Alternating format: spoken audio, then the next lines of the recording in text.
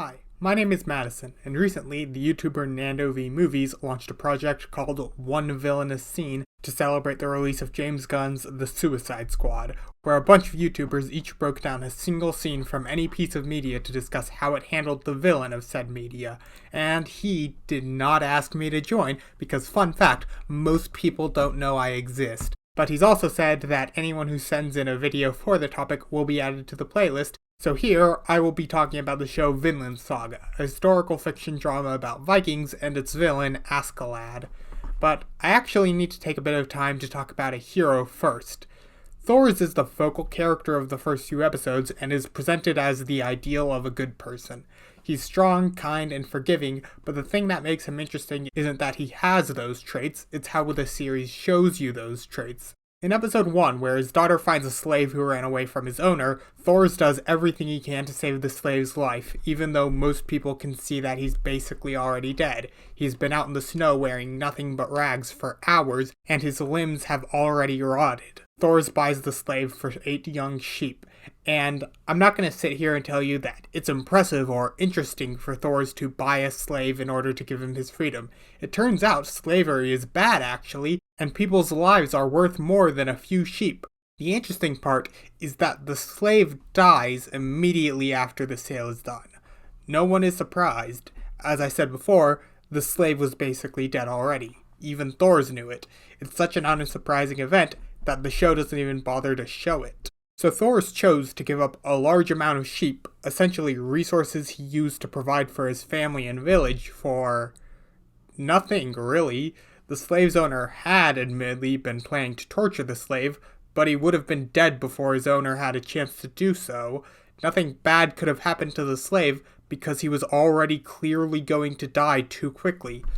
But Thors still bought the slave just to give him a taste of freedom, of happiness, before he had to pass away, and I think that's the notable thing. Thors doesn't care about personal cost to himself. If he can improve anyone else's life, even slightly, without hurting other people, he won't bargain, he won't even have to think about it, he will just do it without hesitation. Vinland Saga is a story about war and violence. Thors himself is a former soldier who deserted the army after he came to terms with the horrors of war, and I think one of the best scenes for depicting the show's philosophy takes place when Thors' son, Thorfinn, finds a sword Thors kept. Thorfinn takes the sword out of its sheath to examine it, enamored by the weapon, and Thors grabs the blade, intentionally cutting his own hand on it. He says that swords are weapons of death, and asks who Thorfinn was planning to kill with it. When Thorfinn says, his enemies, Thors tells him that he doesn't have enemies.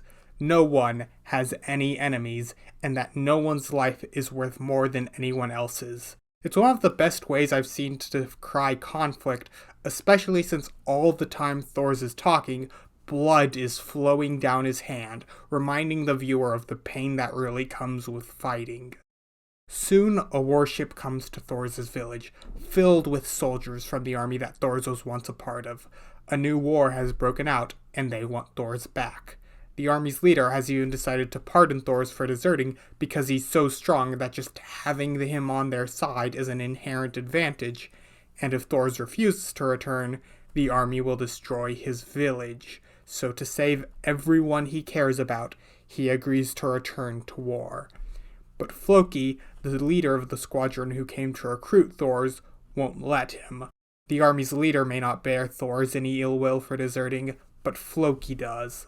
So after he's left Thors' village, he hires a band of mercenaries to ambush and kill Thors, and those mercenaries are led by Askeladd. It's worth noting that Floki recruited Askeladd under false pretenses, claiming that Thors is still wanted for execution for deserting, essentially setting up a backdoor in the situation, a way for Askeladd to choose to let Thors live, but Askeladd is smart enough to realize Floki lied before he even meets Thors. He doesn't care. If he's paid fairly for a job, it doesn't matter what the job is or why he's doing it, Askeladd will complete the job. He's still going to ambush and kill Thors.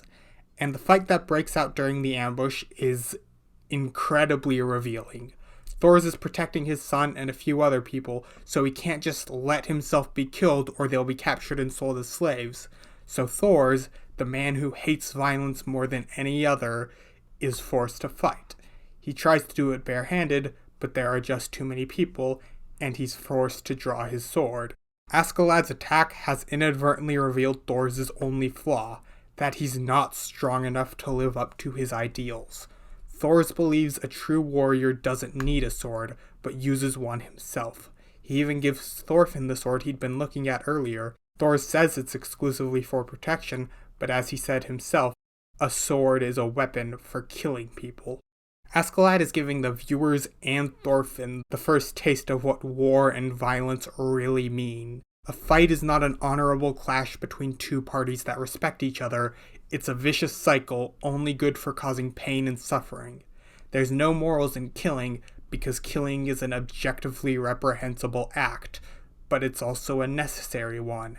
Even Thors is forced to start considering who he can kill without an extensive monologue to himself, because if he couldn't make a snap decision, he would be dead, and everyone he was trying to protect would be sold as slaves. Violence is not something you use to show your ideals. Ideals only make it harder to do, because when you're really in a fight, trying to hold yourself to a higher level to your opponent will only get you killed. That's why Askeladd is so good at it. Thors challenges Askeladd to a one-on-one duel, and he wins, but Askeladd doesn't let it end. Instead of withdrawing his ships like he agreed, he gets into a standoff with Thors. Thors does not want to kill anyone, including Askeladd. The terms of the duel were that if Thors won, Askeladd would withdraw his ship and give up the attack. Thors just wants Askeladd to surrender, which Askeladd won't do, and Thors won't kill Askeladd, who can't escape Thors. So while they're standing there, locked in an infinite stalemate, they talk.